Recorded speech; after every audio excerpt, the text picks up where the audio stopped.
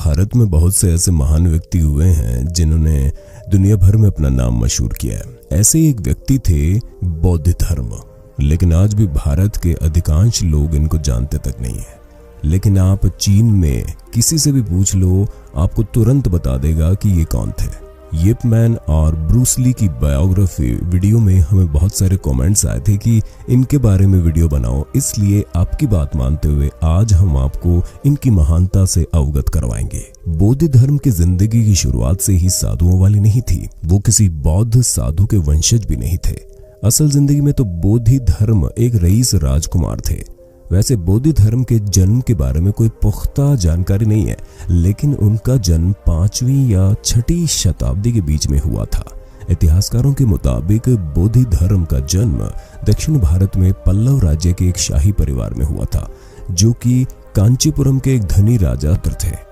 सभी तरह की शाही सुविधाएं और बेशुमार दौलत होने के बावजूद भी बौद्ध धर्मन को कोई भी राजशाही शौक की आदत नहीं थी। उन्हें सांसारिक सुखों और मोह माया से कोई लगाव नहीं था, इसलिए उन्होंने बेहद कम उम्र में भी अपना राजपाट छोड़ दिया और बौद्ध भिक्षु बनने का फैसला कर लिया। बौद्ध धर्मन बचपन से ही बौद्ध धर्म को बहुत मानते थे।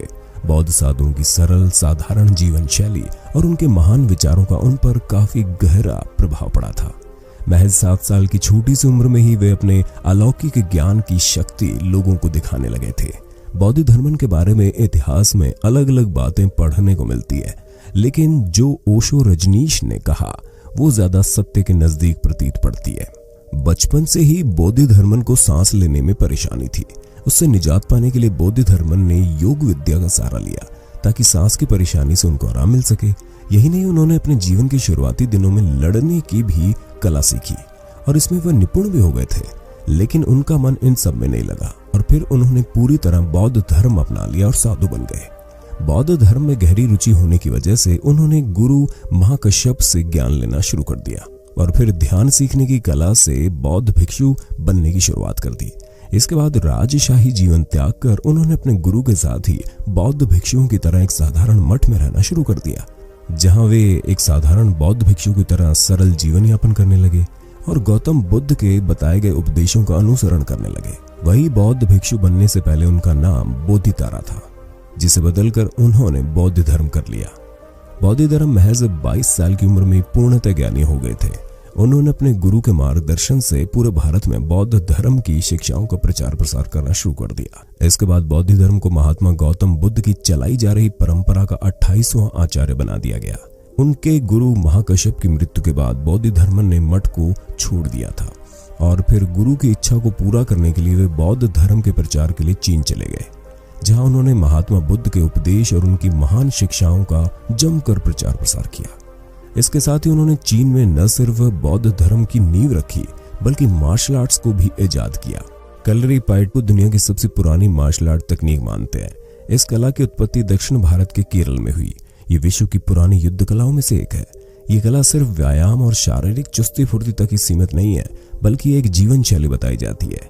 ये सीखने वाले व्यक्ति को न सिर्फ एक प्रबल योद्धा बनाती है, बल्कि इसके जरिए लोग चिकित्सा की कला भी सीख लेते हैं।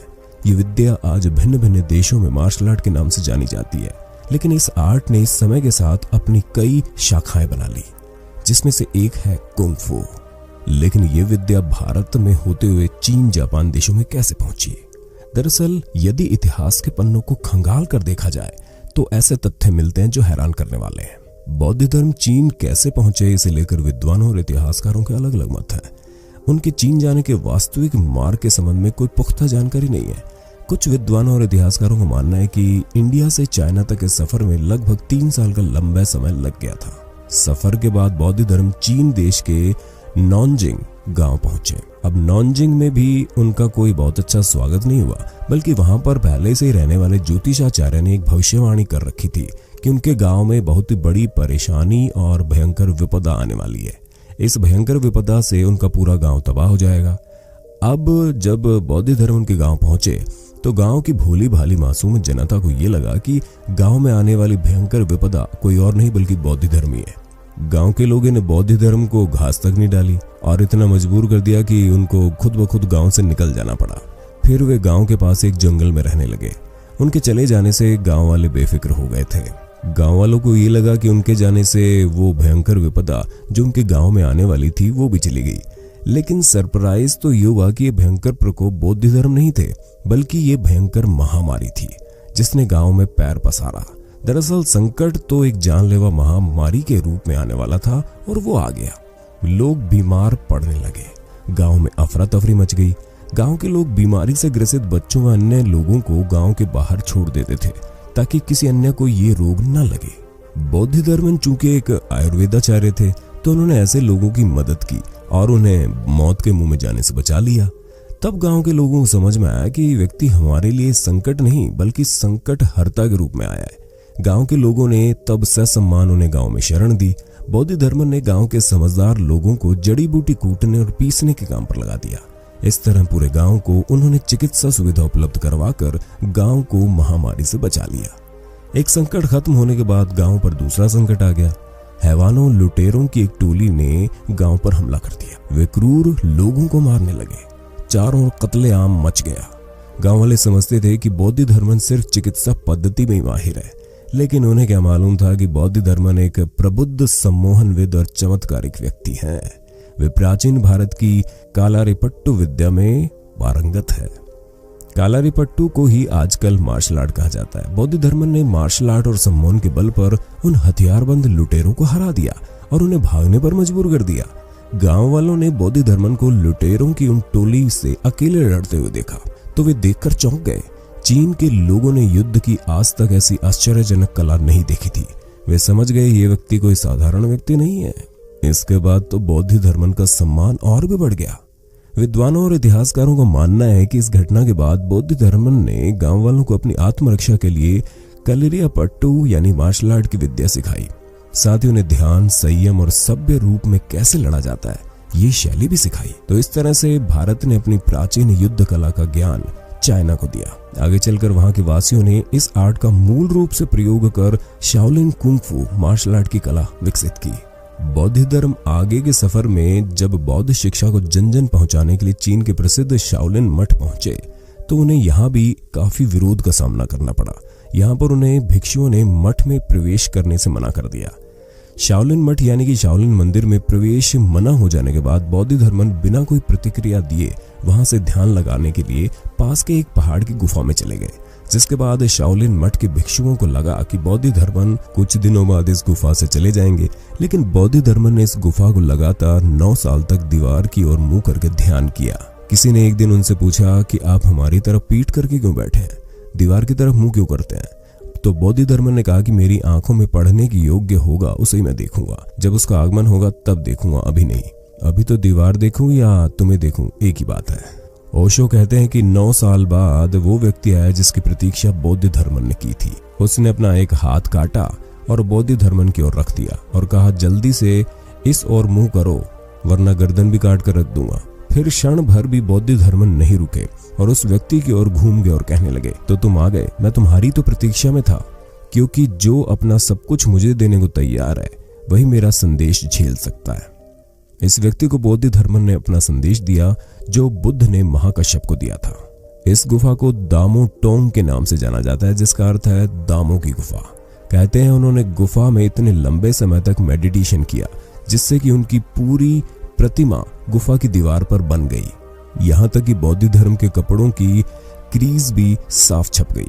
उस परछाई वाली चट्टान को बाद में गुफा से काट कर हटा दिया गया और शाओलिन मंदिर में ले जाया गया, जहां उसे ग्वायनिन डियान में स्थापित कर दिया गया। आज उसी प्रतिमा की पूजा की जाती है। 9 साल की तपस्या के बाद मंदिर अधिकारियों ने बौद्ध धर्म को शाओलिन मंदिर में आने की इजाजत दी। जैसे ही बौद्ध धर्म मंदिर के अंदर आए उन्होंने देखा वहां पर कोई व्यक्ति तंदुरुस्त नहीं है। इसके लिए उन्होंने जो कसरत गुफा में की थी उन्हें ही मंदिर के लोगों को सिखाया और यही आगे चलकर मार्शल आर्ट बनी। ये बहुत ही कारगर थी। इससे शरीर भी स्वस्थ रहता और बिना हथियार के लड़ना भी इसके कारण आ जाता था। देखते ही देखते ये नई युद्ध विद्या चीन से निकलकर और आसपास के बाकी देशों तक फैल गई। बौद्ध धर्म की सिखाई इस विद्या को जैन बुद्धिज्म का नाम दिया गया। इनकी मृत्यु को लेकर विद्वानों में अलग अलग मत है। जैसे कई जगह बताया जाता है कि इन्हें जहर दे दिया गया, कई जगह बताया जाता है कि ये आगे बौद्ध धर्म का प्रचार करने जापान और बाकी देशों की ओर गए, और कई मानते हैं कि शाओलिन मठ में ही इन्होंने आखिरी सांस ली। आपको क्या लगता है, कमेंट में बताइए। आज बौद्ध धर्म को लेजेंड ऑफ शाओलिन भी माना जाता है और चैन बुद्धिज्म के फाउंडर के रूप में पूजा भी की जाती है। चैन शब्द का मतलब संस्कृत में ध्यान से है। वहीं चैन बुद्धिज्म वियतनाम में थिएन, कोरिया में सियोन, जापान में दरुमा और जैन आदि के रूप में जाना जाता है। यही नहीं, अलग अलग देशों में बौद्ध धर्म को भी अलग अलग नामों से पुकारा जाता है और उनकी पूजा भी की जाती है। आप सभी को गर्व होना चाहिए कि एक भारतीय था जिसने चाइना, कोरिया, जापान आदि देशों को मार्शल आर्ट का ज्ञान दिया, साथ ही ध्यान, साधना, आयुर्वेद और संयम आदि का ज्ञान भी दिया। मुझे दुख हो रहा है ये कहते हुए कि कलरीपायट्टू युद्ध कला, जो कि हमारे देश की सबसे प्राचीन युद्ध कला है, आज कुछ ही राज्यों में बहुत ही कम पैमाने पर प्रचलित है। बहुत कम ही लोग इस प्राचीन युद्ध कला के बारे में जानते हैं। अगर आप कंपेयर करें मार्शल आर्ट्स के मुकाबले तो बिल्कुल जीरो। जिस ज्ञान विद्या ने मार्शल आर्ट को जन्म दिया, आज वही ज्ञान विद्या जीरो पर है और विलुप्त सी भी हो गई है। आपको बता दें कि बॉलीवुड सेलिब्रिटीज ने भी कलरीपायट्टू की ताकत को पहचाना और इस कला को सीखा है। फिल्म बागी में टाइगर श्रॉफ ने खास तौर पर कलरी की ट्रेनिंग ली थी। वहीं अभिनेता विद्युत जामवाल ने 3 साल की उम्र से इस कला को सीखना शुरू कर दिया था। फिर भी फिल्म कमांडो के लिए उन्होंने इसकी खास ट्रेनिंग अलग से ली। इस वीडियो में हमने बौद्ध धर्म की छोटी सी झलक भर दिखाई है, क्योंकि वीडियो बहुत ज्यादा बड़ी हो जाती। वैसे आपको हमारा वीडियो कैसा लगा? आप आगे किसके बारे में विस्तार से जानना चाहते हैं? अपनी राय हमें जरूर बताइएगा। आगे भी ऐसे वीडियो देखना चाहते हैं तो वंस मोर जरूर कमेंट में लिखिएगा।